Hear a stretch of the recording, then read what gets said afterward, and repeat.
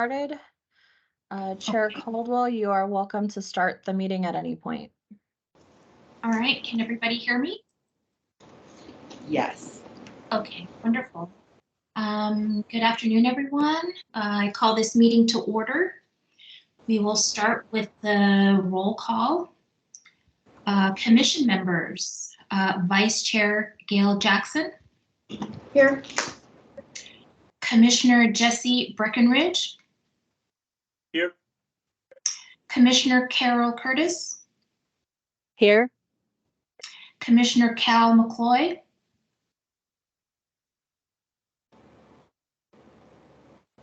Commissioner Cal McCloy. And Cal is out of town. He will not be able to join us today. Thank you. Commissioner David Steiner.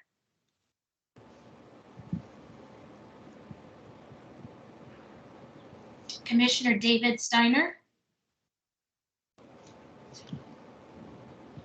Commissioner Thomas Waddell. Here. Thank you. Commissioner David Steiner. All right, city staff. Council member Deb Harris. Here. Economic Vitality Director Heidi Hansen.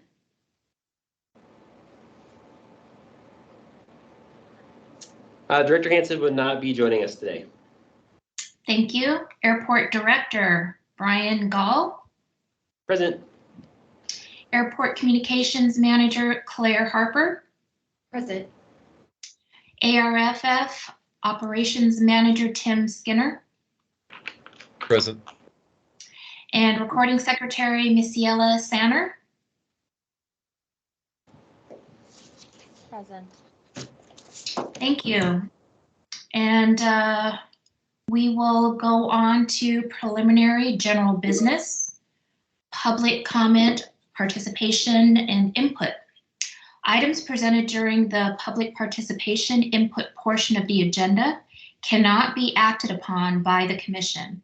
Individual members of the commission may ask questions of the public, but are prohibited by the open meeting law from discussion or considering the item among themselves until the item has been officially placed on the agenda. Is there any public comment, participation, or input at this time?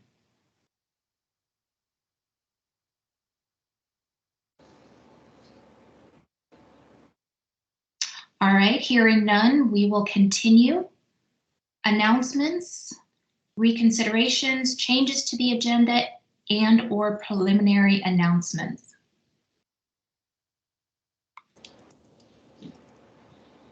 Are we muted? No. Chair Caldwell, we did have one announcement that we wanted to bring up for possibly a future agenda item related to the different ways of attending the meeting.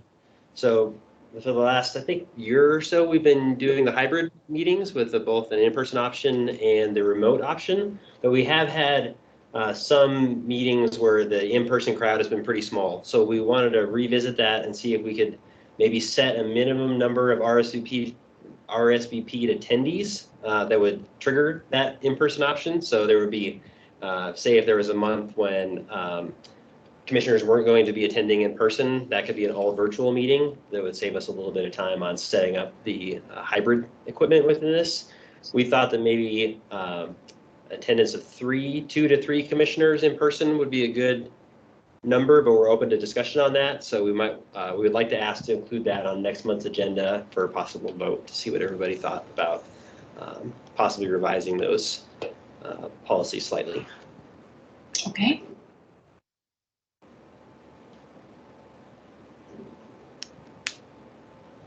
Any other announcements?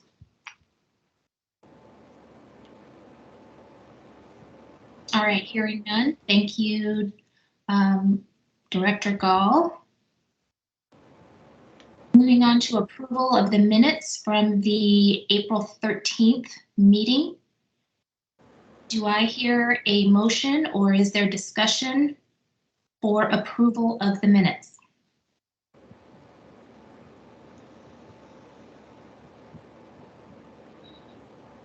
This is Commissioner Waddell. I move to approve the minutes as written. Thank you, sir. Is there a second? Commissioner Breckenridge, I second. Thank you, Commissioner. All those in favor, please unmute and say aye. Aye. Opposed, same sign. All right, motion carries. Thank you, everyone. Moving on to City Council updates. Council Member Deb Harris.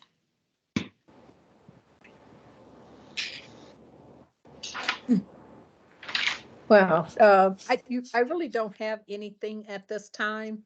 I'm not sure if you have been keeping up with what's going on with the NAH rezoning, but as you know, we postponed that last, not this week, but the week before. And so it should be on our agenda next week. I'm assuming that that will have some effect on the airport. So I'm sure you all are watching that.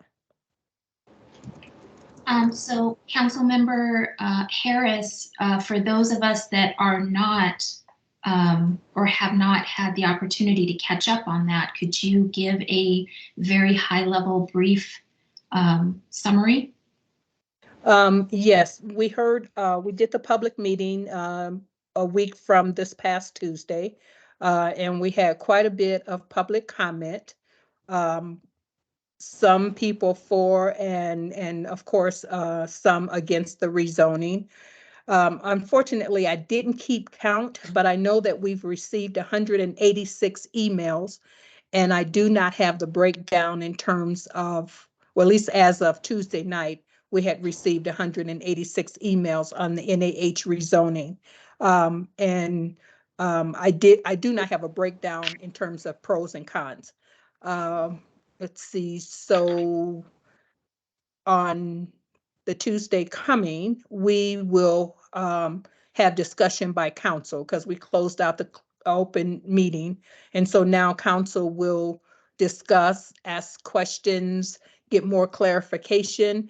And I'm assuming that night we will take the vote unless the mayor decides to postpone it again.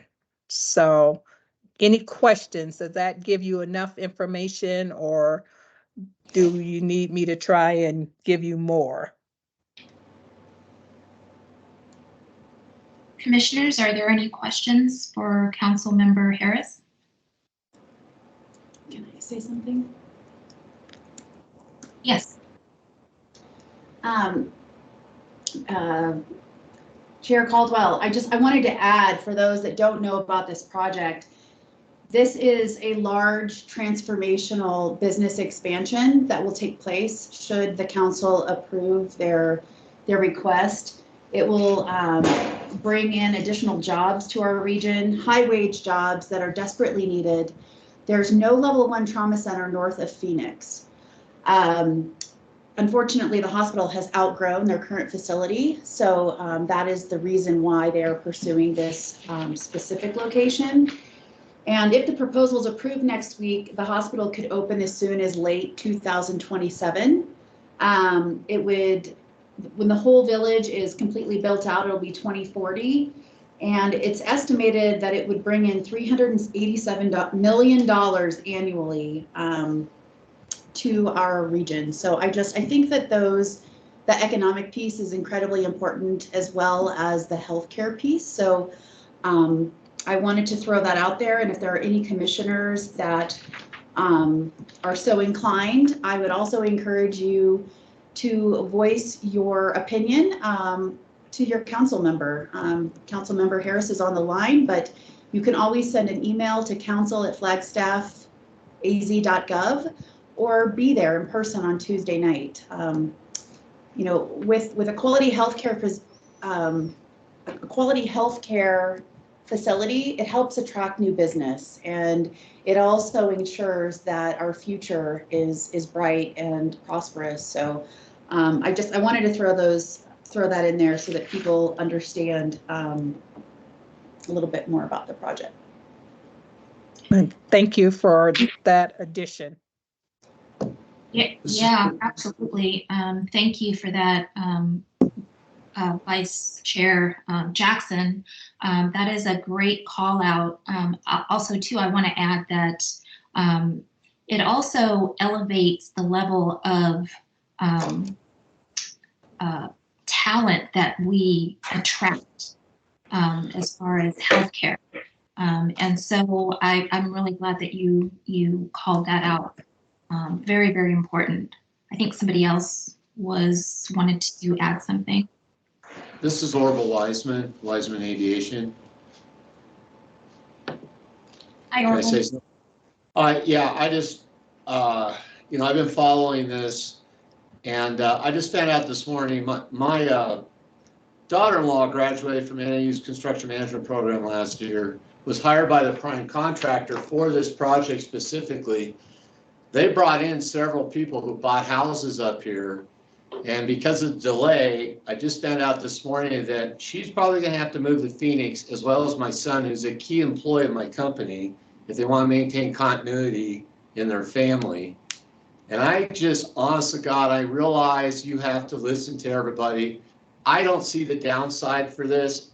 I mean, who wouldn't want to have the type of healthcare we're going to end up having here, even if you set the economics aside? And when I look at all the trees and stuff that are getting tore down for all the apartment complexes that are going in, like on 4th Street right now, I just, it's been postponed so long, just so you know, you've really negatively impacted a lot of local lives here who have built their entire life in Flagstaff. And if you could share that with some of the fellow council members, I'd appreciate it. Mr. Weissman, I certainly will share that with my other council members. And I would really encourage you, if you can't make the meeting on Tuesday, if you could please send in an email to that comments, that would be really helpful. You can also join the meeting online and do it in person when that subject, comes up for discussion. It is too bad that it's taking us so long to do this. That's unfortunate, and a lot of people are being affected. I can tell you one of the big things that we're hearing is a lot of people are questioning our carbon neutrality plan, and how the proposed hospital is or is not meeting those goals. A lot of people really don't understand the carbon neutrality plan, and they don't understand that projects do not have to guarantee anything in that plan. And so that's people are misunderstanding how that works. And it is, I don't want to say much more than that. But really encourage, if you know people that are in support of this. And I have asked to have a meeting with sustainability so I could ask some specific questions about that, because just so that I can be more educated on it. And I happen to think that this is a great project. And I've said that publicly, so that's no secret. So anyway, that's kind of where we are. I appreciate your support and your comments. And, I understand you deal with a lot of different entities, but at the end of the day, I'll put it this way. You can do all this carbon neutrality stuff all you want. You can still get cancer or have a heart attack. And I guarantee you at that point, you're not going to care about that footprint, and you're going to hope that you're going to the best possible medical care as close as possible when it happens. So I can tell you that my daughter-in-law got called down to Phoenix Monday, and they're now put on hold till February. The hospital's saying, even if it's passed at whatever next meeting's coming up, they will not break ground till next February. And there was people that bought houses up here and everything else planning on us. And I realized I was probably putting the cart ahead of the horse, but it's just sad, because I think this is going to be a wonderful thing when it comes to the community, and it's really going to be a great thing for the airport as well. We're kidding ourselves if we don't think that all the land around this airport and in the business park here is not going to become quite a bit more valuable once that campus is done. Yeah. Thank you for those comments. Thank you. All right. Is there anything else you would like to share, Councilmember Harris? No, I think that's it. All right, are there any questions for Councilmember Harris before we move on? All right, thank you, Councilmember Harris. We'll move on to staff reports. Claire Harper.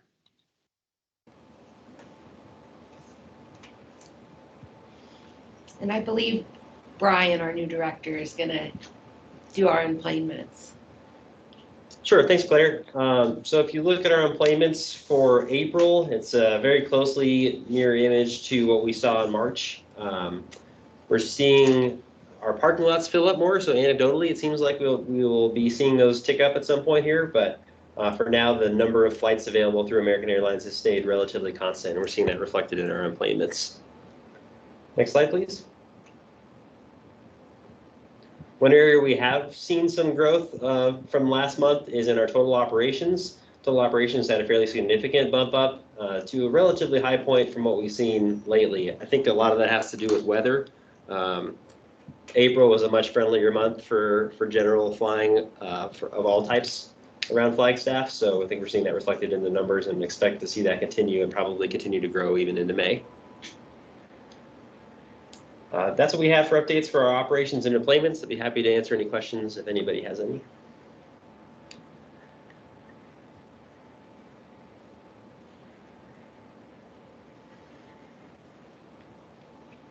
All right. And for the number, okay, I see that. All right. Thank you. Any questions? All right, thank you, Director Gall. We will move on to the fixed base operator report. Can I get a copy of that Thank you. employment slide? Did you guys have, you didn't put the fuel flows up, did you? We did. You did? Okay. Yep. I'm happy to report, fuel flows are ticking up. They're, obviously, since we lost the second airline, they're still down quite a bit. We're down about 25% year to date from a year ago. And, but, I keep, I got a spreadsheet here in front of me of every month since we opened our doors back in '99. And, in all honesty, our numbers are stronger than what they were before 2019 when the second airline came in. So I see that as a real positive. Part of that was attributed to some of the military that came through. And, in all honesty, we're seeing a different clientele on the ramp, a lot of which, because they can't fly into Sedona, so they come in here. They don't have the services down there. They don't have the runway. They don't have the approaches, so forth and so on. So I'm really bullish on where we're trending in terms of fuel flows. We hired 7 new linemen last fall. 4 made the cut. Had probably some of the best, I want to call them kids because I'm 62, NEU students I've ever had. Just absolutely loved them, from the CSR to desk to working the line. Sadly, they're going home for the summer, and so it puts us at a loss for our busiest time of year. And so I just hired 11 new linemen, and it's a little bit of, as my son would call, social experiment. I'm good friends with the NEU football coach, Chris Ball. We were sitting there having lunch, and I was telling him what was going on. He goes, well, I got some football players that are here for the summer. And so we just hired 9 NEU football players, and we'll see how that goes. I'm pretty excited about it. And a couple are with us right now. Some went home for a few weeks. It'll work out perfect because when they go back to full practice in August, my other guys and girls will be back to fill that void. So it should be an exciting time, and honestly, I see it as a great way to sort of tie the airport to the community, to Claire and I, Brian, have been talking about this, maybe try to get some PR on this, get some pictures of these guys out from the fuel truck, so forth and so on. So they're in an environment they've never ever been in. So it was interesting because Will Cutter, the CEO of Cutter, which is a very large FBO chain in the Southwest, flew in this morning, and Will and I have known each other for a long time, and I wasn't the service wasn't quite where it needed to be, and I was talking to him, but I pulled the football player aside and said, hey, here's what we do. You might be a 2-time All-American, but why is it in aviation? We're going to make you an All-American. So it's kind of an exciting time over there on the ramp. Next week on Wednesday, we have Victim Witness Taste of Flagstaff, some kind of hoedown thing going on in the hangar, and we sponsored that. I just confirmed October 19th, we're hosting the Chamber's annual event. They said that we've been the best venue they've ever had. And I said, well, who's the key sponsor? Because I hate being the guy that's like hosting it for free and then I'm not sponsor. So we went back and forth, and so I threw some money in there and the pot along to location. So we're the key sponsor for that event as well. Again, I think it's really good optics for the airport. Claire reached out to me. What's the name of that group? It's the National Associations of Counties, NACO. Yeah, NACO. We're going to be hosting NACO later down in the other facility in late June. APS is doing some tours with a helicopter and everything, so we'll have them down there and hosting them because the group's a bit big, say for like in the terminal or something like that. We got the preliminary award for the Department of Defense military fuel contract here. I did that a number of years ago. It's like a 4-year contract, and after a couple times, I decided maybe it wasn't the best idea. But you know, in light of losing some fuel volume and whatnot, we went ahead and bid it. And I'll be totally candid, we bid it at a very high rate because of the cost of living here, and there was no argument about it. Josh, my operations manager, is getting ready for that audit because they're going to come in and go through our records. I mean, we're already in compliance, but I mean, just not anybody gets awarded this contract. So I see that as a real positive. It'll probably bring some more traffic in. Hopefully it's not going to create a lot of noise complaints. It's going to create a lot of fuel cells, which is going to benefit the airport because I pay so many cents a gallon in a fuel flow fee. They book hotel rooms here. They go out and eat. And so I'm real excited about that. And let's see. That's probably it, other than we're just, we're seeing an uptick. The last thing I'll mention, I don't know if Claire was going to say anything about it. So last weekend was the 10th anniversary of the McCain Institute Sedona Forum, and that's been a crazy time here in the past. It wasn't super crazy, but we did have various security details from government entities. The one guy I got to know pretty well, I was talking to, I go, so who do you work for? He goes, I work for the CIA. I was like, oh, okay. Got a really neat CIA coin out of it. But that went really well, and I invited Claire to come over. I was a little worried about how busy it'd get. We actually filled the whole ramp up full of jets. It wasn't just that event, but kudos to Claire for coming out. I've never actually had anybody do that over here at the city. It was great for her to work with us and see what it's like to go out there and get the dishes off the jets and trash and help with catering and anything else you could. So thank you, Claire. It was fun. I'll be Yeah, back. and that's it on my end. Thank you. Yeah, that's fantastic, Orville. Thank you for sharing. Councilmember Harris, I think you had your hand up. Yes, I was just, can you hear me? I don't know if my Yes. internet just dropped. Okay. I would like to see if I can get some of that information over from you, if that's possible, because I'd really like to share it at the council meeting on Tuesday when we do to and from. Okay. And if you ever need another person to come play on the jets, I'm available. I would love to have you come out and join us. I think Claire will share with the fact that it gives you a really different perspective on sort of like what you think we do versus what we really do. And I would love to have you do that. So I'll get you that information. We can exchange maybe some more direct emails, something like that. And then I'll see what events are coming up, see what your calendar looks like. Okay, thank you.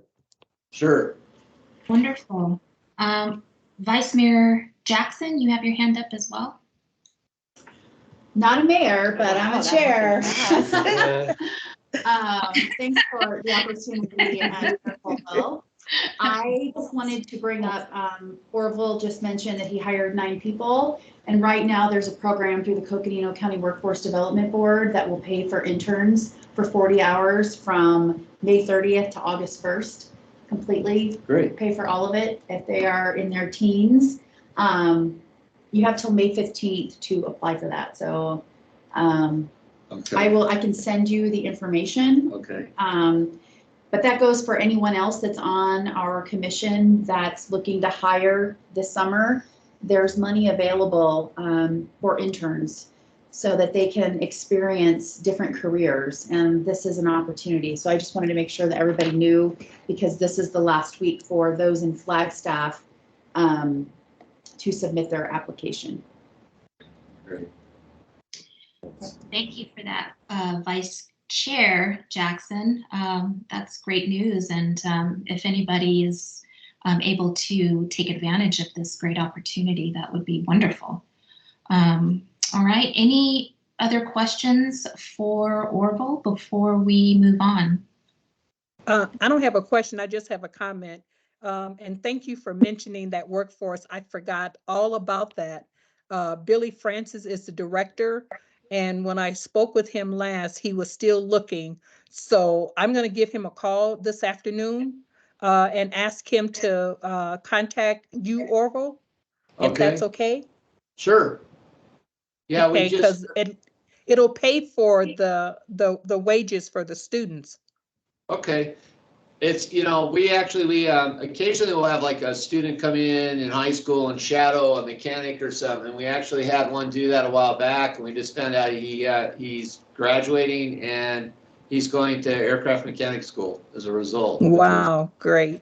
Neat. So, So, and if somebody happy could to drop do that. Orville's, I can't have minors out in the actual ramp area for obvious reasons, but we got lots they can do on the, within the facility itself. And if they're escorted, they can go out and help with bags and stuff like that. But I would, I got a lot of planes and cars and trucks that need to be washed. So I'd be happy to get them out there. And they usually like it, to be honest, they spend about half their time staring out, watching what's going on, but that's fine.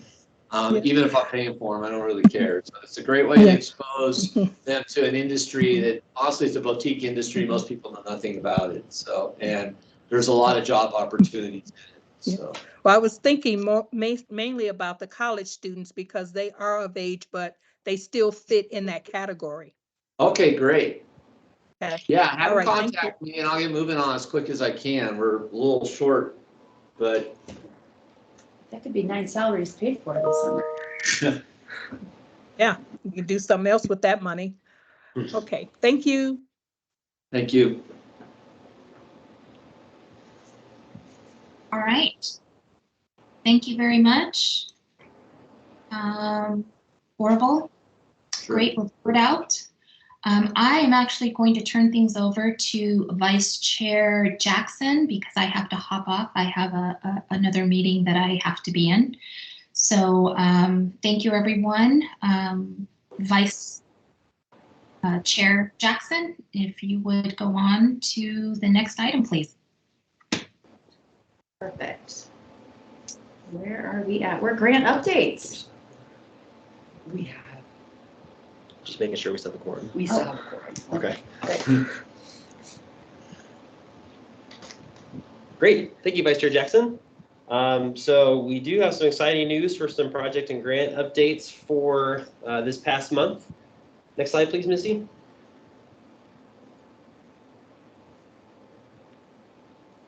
So just a reminder, this is the map of the current projects we have that are in the later stages of planning or development. The more recently completed ones were the construction of the new economy parking lot, which is yet to open pending the final install of our paid parking system. Also the EV charging stations, which are open at the terminal and are free of charge. I'm not sure if we mentioned that before, but the airport and the city are paying for those. So as an incentive for people to drive their electric vehicles while picking up or dropping off at the airport. Last summer, we finished that Wiseman parking lot maintenance project and several phases of our airfield maintenance work with more to come. And we'll talk about the projects in progress and upcoming on the next slide, please. So for work that's being completed under the CARES grant, we talked about the ones that have been completed to date, which is the Westplex hangar and shade repair, phase 1. Hopefully we'll have the capacity within that budget to get a phase 2 for that later this year or early next year. We also completed those first 2 phases of airfield maintenance, and the parking lot rehabilitation I mentioned. So for work in progress, our terminal maintenance project has recently kicked off. We had the kickoff meeting for that probably 2 weeks ago, I believe it was. So we're expecting to see those workers out here any day. The bulk of that work is going to be a lot of upgrades to our 3 downstairs offices in the terminal, which is the American Airlines office, the vacant airline office that was formerly occupied by United, and our TSA office. In our interactions with our airline partners and with the TSA, they're very excited. Those are some of the areas that are not public facing, so they don't always get the attention that we'd like to give them in terms of upgrades. So replacing their flooring, completing drywall repairs and new paint, some new light fixtures and emergency exit lighting, things like that, is really going to brighten up those spaces, which I think is a good way for us to be good partners with our tenants, and also to help dress up that space for a potential future airline and make sure it's turnkey and ready to go when we find somebody who'd like to come out here for that. We're also going to be working on installing the fire sprinkler system within the terminal. Costs for that project are relatively high at the moment. We've seen that kind of reflected across the industry at the moment with the price of materials, especially with some of the grant provisions. Since this is federal FAA funded grant projects, they're required to go through things like Buy American. So certifications that have to go with all the materials, especially steel, like we use in a fire sprinkler project. So we're trying to figure out exactly what the phasing of that looks like, and hopefully we'll have that permitted and under contract soon, though design is about 90% complete at this point. So pretty close to having that one kicked off as well. This summer, we're going to be working on design for a small runway pavement repair. There's a small section of the runway where the asphalt has not held up quite as well as we would like, where we've done some temporary repairs that are keeping it in good shape for now, but we want to do a more permanent fix. And so we're going to work on some design efforts for that. And for additional planned projects, we're also going to be working on an upgrade and some maintenance work to our ARF station. That's our firefighting station. And that building is about 18 years old at this point, so it needs some things like some HVAC work, some roof repairs, drywall, similar items to what we're doing with our airline offices here within the terminal. Next slide, please.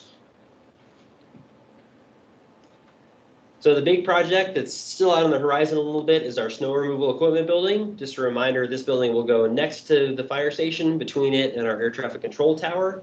It's a 12-bay building for storage of our snow removal equipment and de-icing materials, plus a maintenance bay, so the equipment can be worked on in-house rather than trucked or driven off-site to our fleet facilities elsewhere in the city. Design is still ongoing with that. 2 big updates we've had since the last meeting is that our request to the FAA for an alternate delivery method, a method called construction manager at risk, has been approved.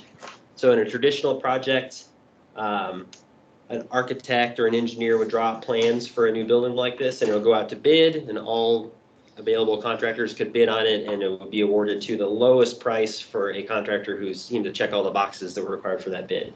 Under this method, construction manager at risk, we're able to bring on a contractor earlier when the design is still ongoing, when there's about, the design is roughly halfway done. What that'll do is allow us to work with a contractor to find some efficiencies in the design. If there's something they specialize in, or they can price materials before it enters the final design. And then in this case, the contractor is selected based on their qualifications. So the one who's best able to perform work on a building like this rather than the lowest price. And then the lower price is ensured by having them make sure that they bid all of the subconsultant and subcontractor work out to other local subcontractors. So there's still a process for competitive bids within it, but we end up selecting the contractor based on qualifications instead of price. And in this case, that was approved by the FAA. That's a process that we have to go through formally with them. We did get the approval letter for that earlier this week, so that's pretty exciting. And one of the other big items that's been out there that we needed to complete before we can really get into the grants that will fund this building is a cultural study of the site, which is part of our environmental review. So that study was complete and has been submitted to the FAA as well. So that process is moving forward. So more to come on that as we get into the process of selecting that contractor, but the project is moving forward as planned right now. Next slide, please.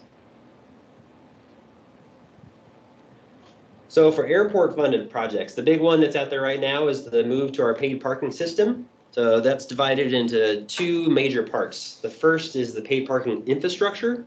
So that's the modifications that needed to be made to the terminal lot to allow it to install the paid parking equipment. Also making sure that we had the right facilities in place to get communications and power and wayfinding signage and things like that for the paid parking system. That project is getting very near complete. Concrete paving is almost done. I think they have one more day left. That's to replace a few curbs that were removed as part of construction and to pour the pads that the equipment will sit on. That's about all that's left for that. The conduit has been placed, so we have a direct route, and cabling has been run, so communication is available for those parking islands. Project is currently ahead of its planned schedule. The pending work for that is as I mentioned, the final construction of those equipment pads, and then some of the wrap-up details, things like installing some signs to help people find their way through the new system, and also application of pavement markings to make sure it's clear which lanes go which direction. And then also some landscaping and fencing adjustments to make sure that people aren't parking in the landscaping or driving around our gate arms once they're installed. The second part of that is for the paid parking system itself. So that's the company that's going to provide the gate arms and the pay stations. That equipment was actually delivered today. So it's being stored in a secure location here at the airport pending install. The installation is scheduled to start next week and will last for about 2 weeks. The internet service has been mostly run to the building. It hasn't been switched on yet. So that's one of the final pieces is we'll switch on that internet connection and connect it to that new equipment that's being installed.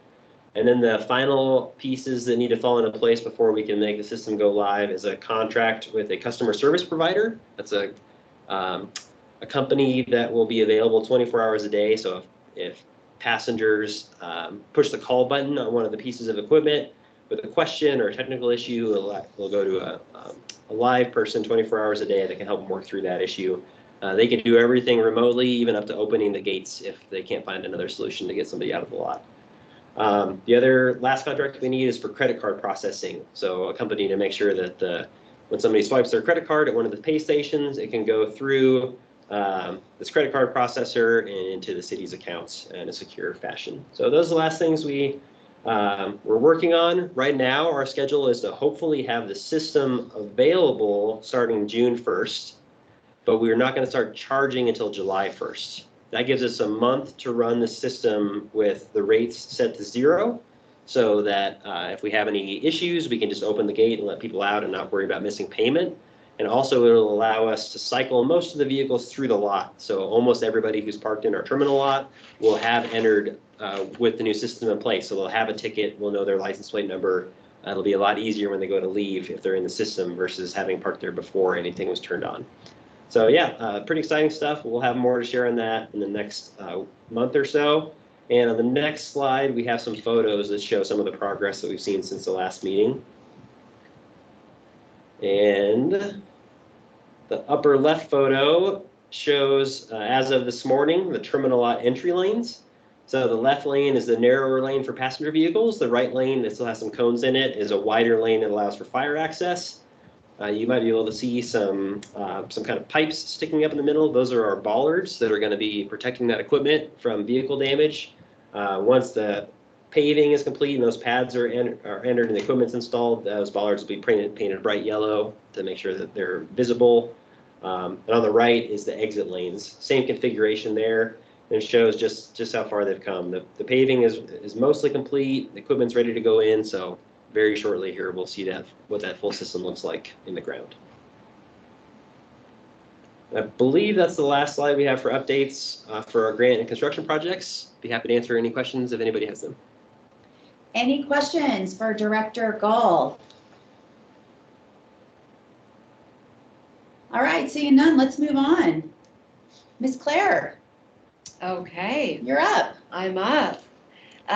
So we'll do our communication and business update. Hopefully you have all seen the good amount of press that we've been getting. We were in the Flagstaff Business News, then we've been in the Daily Sun, all front page.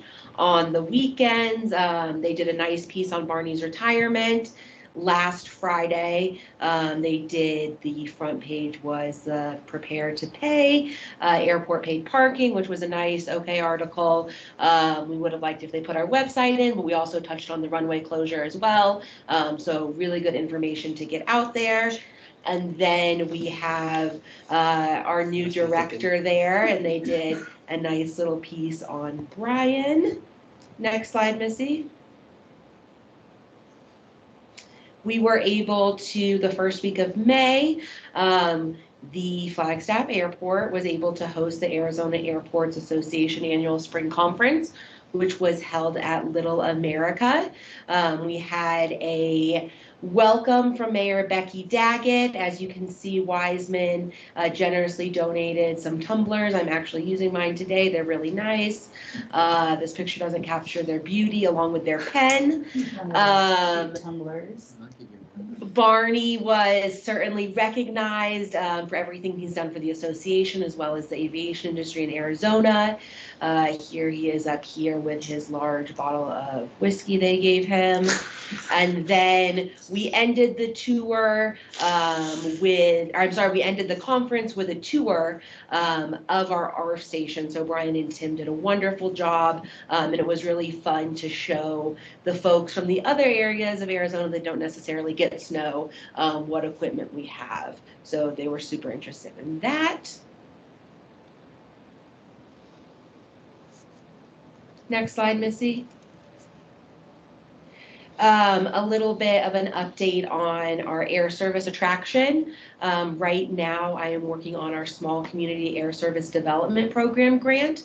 That will be submitted tomorrow, and that is a grant that we've previously been awarded in 2011, and we ask for an amount of federal funds, what we can provide in cash funds and in kind, and we are hoping that if we are successful in getting this grant, that we'll be able to, that will aid us in getting another air service carrier.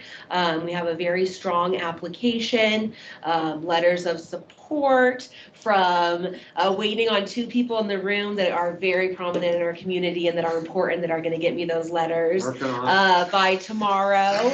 But we have NAU, we have Gore, we certainly have the Conventions and Visitors Bureau, Winslow, Williams, Sedona, our congressional delegation, as well as our top employers. So we have a wide array of support. We are still working on our passenger demand analysis. Unfortunately, we don't have an updated one since 2015. So we realized that our application could certainly be stronger if we had that information that was updated, because certainly the industry and the world has changed since 2015. But we know that submitting this application for this year can give us a pretty strong leg up. And hopefully if it's not this year, then it's next year for that. Next slide.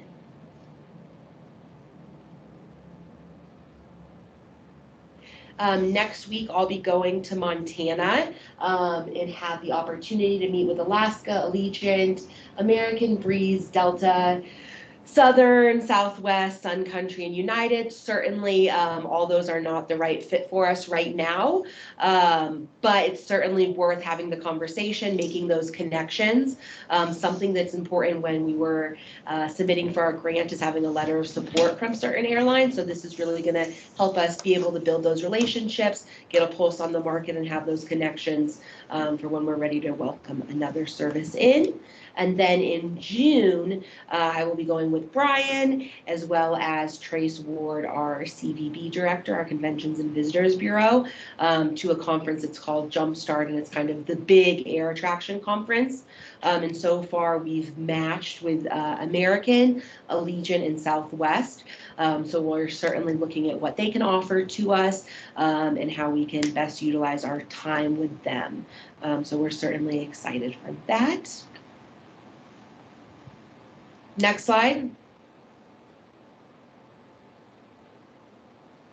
And then I thought a few topics of just things that are going on around the airport. If you all hear about it, wanted to share it with you. The Coconino Scroll is a public art done by beautification. Missy, would you mind clicking on the website for the Coconino Scroll?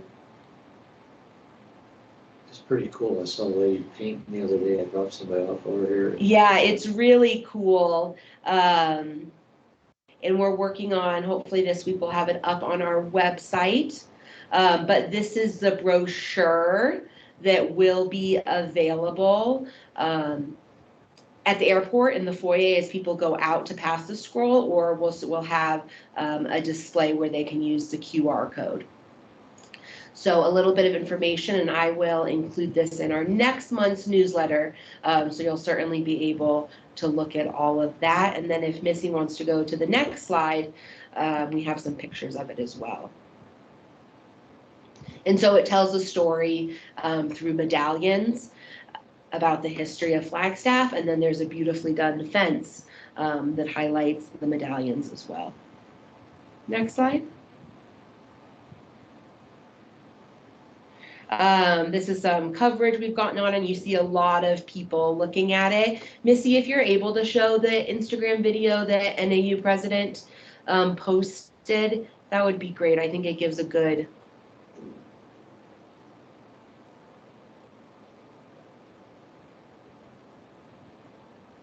He had some pretty music with it. I'm not sure it's loading completely. It's a little slow.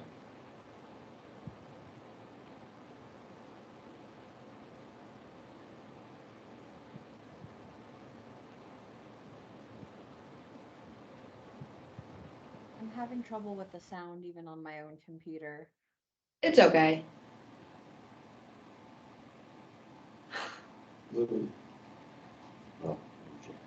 Awesome. Thanks, Missy.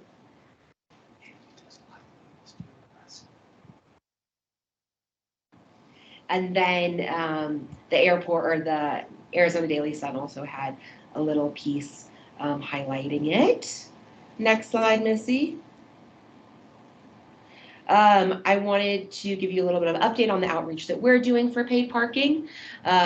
So we've been done it all over social, and I just wanted to see that we do have people overall. There are certainly people that are not super happy with it. I realize you can't read this, but this is all people saying that paid parking is going to make our service better, and that they're for paid parking, and that it's been too long, and that our rates are affordable.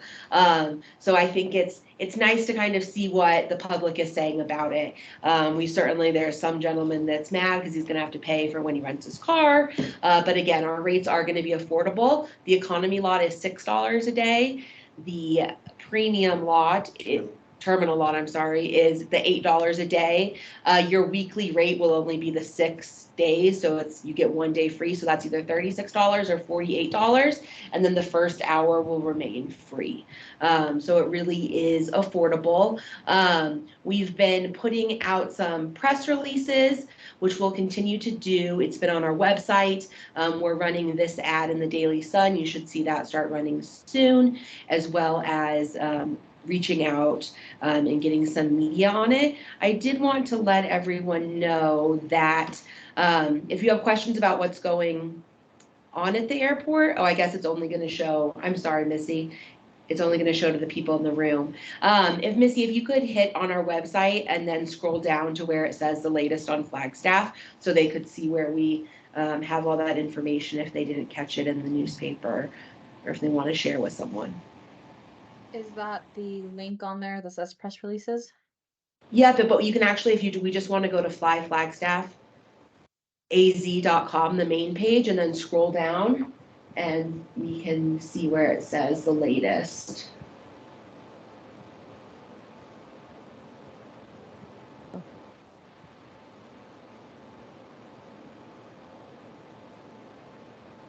So if you have questions, if people are asking you about something and you're not quite sure what the answer is, hopefully your internet will load a little bit faster than ours. But on the main page, you'll scroll down, and I believe it's under this, and it says, Missy, news and press releases about Flagstaff Airport.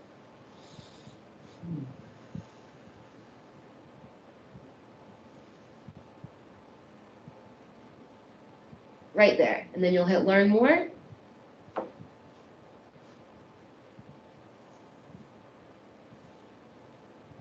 And then all that information is there. So that's a good way. If you have any questions about what's going on, or you can certainly reach out to us as well. Thanks, Missy, for showing that.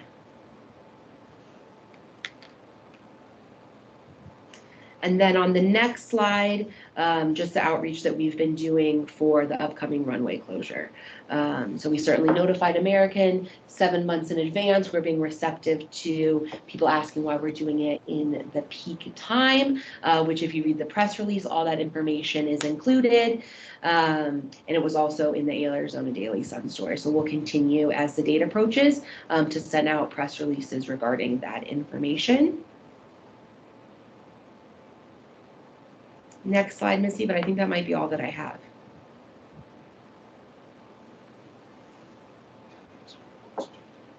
Any questions on that? Yes, Marvel. Mechanically, I don't know if mechanically, but from a practical standpoint, can you explain to me how they're gonna pay for the paid parking? I don't mean to sound like a party pooper, but I personally feel like the system downtown is a real pain in the ass. It takes me like 3 minutes to punch everything in. It's a little bit different here, but like over in San Diego, I realize it's different, but there's meters all up, down, around everywhere. I just slide my card in, enter how much time, and walk away. And I realize we don't have meters. So how are they gonna pay? Are they gonna grab a ticket, or they have to walk up to a kiosk, or what? How's that gonna work? It's a ticket. Ours is a gated system, so that it's a different system than you might see downtown, where there's kiosks and you park in a parking space, and attendants have to go around and check people's license plates to see if they're current on things. Mm-hmm. Or then you might see in San Diego where they might have meters that you actually pay on for each individual space. For ours, there's gates both on the entry and exit of every one of our lots. It's exactly the same system that is operating at Phoenix Mesa Gateway, at Sky Harbor, at Tucson International. So if you've flown out at any of those airports in any of their economy lots or any of their parking garages, it's the exact same system from the exact same vendor. So essentially, you drive up to the entry gate, you push a button, it dispenses a ticket with a QR code on it. As you drive through, it also scans the license plate of the vehicle and stores that in its internal memory. So when you go to leave, since the parking is dependent on how many days you end up staying there, when you either scan that QR code upon exit, or it'll read your license plate as you approach. So there's a redundancy built in between the tickets and the license plate, and it'll calculate how long you've been there and what rate you owe, and then you'll just slide your credit card, and it'll print a receipt, and then the gate opens and you're on your way. In addition to that, there is an option if you have that ticket with you and you're traveling through the terminal. When you arrive in Flagstaff, you can pay at a kiosk within the terminal in your baggage claim. So if you scan that ticket, it'll say, okay, this person's been here for so many days, here's the charge. And as long as you leave before your charge changes, if you drive out, it will read the license plate on the way and know you've already paid, and the gate will just open and you can just drive straight out. So hopefully it'll be a convenient system. It's one of the things we were looking for was to not be a test case for a new system. We wanted a system that was tried and true. This one has been at, as I mentioned, those different airports across Arizona, but really all over the country and even some internationally, I believe. So we're hoping that we can benefit from some of the lessons they've learned working at other airports and the convenience that hopefully our passengers will see because they have interacted with the system at other places. So hopefully it should be pretty intuitive, and if not, we do have those customer service staff that will be available 24/7 if anybody has any issues. Great. Any other questions for Claire or Brian? All right. Well, if that is it, is there anything for the good of the order? I don't think there's anything else on our agenda for today. Missy, can you tell me if there's anyone online? Because I can't see it from here. No. No questions online. Perfect. Do I need a motion to adjourn the meeting, or can we just end it? Yes, motion to adjourn. Can I get a motion to adjourn, please? Commissioner Breckenridge, I motion to adjourn. Thank you, Commissioner Breckenridge. Is there a second? Commissioner Waddell, I second. Thank you. We're adjourned. Thank you.